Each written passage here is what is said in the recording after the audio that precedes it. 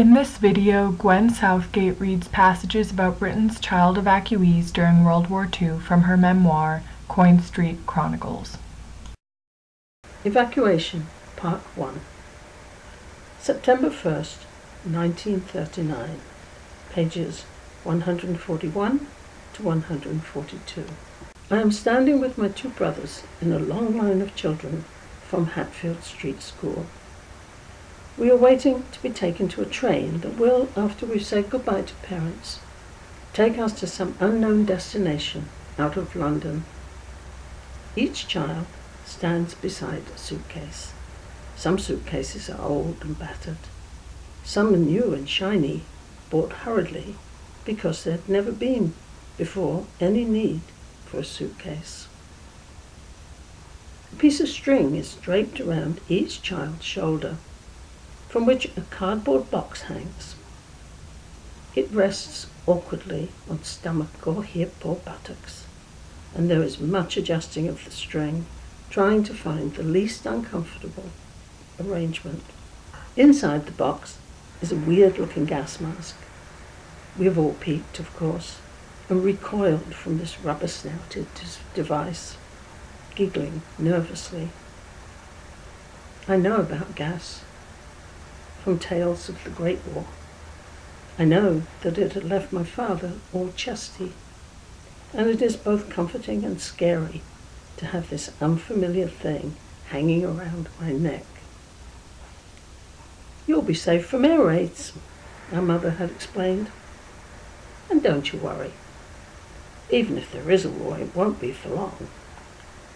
It'll be over in 3 or 4 weeks, they say. So you'll just have a nice holiday in the country.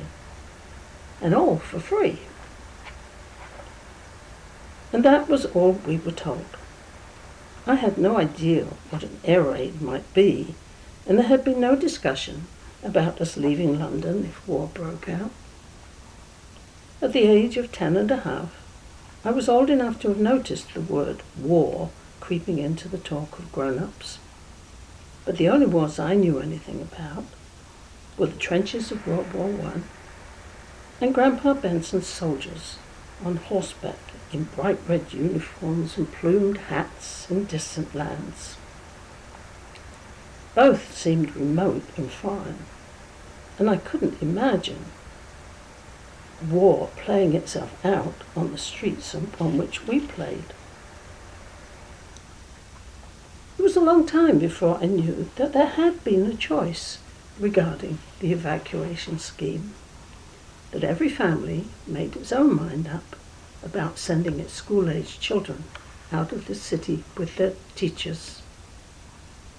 Neither did I know that our mother could have come with us, like Kenny Norton's mother did, to help take care of Hatfield Street School's evacuees.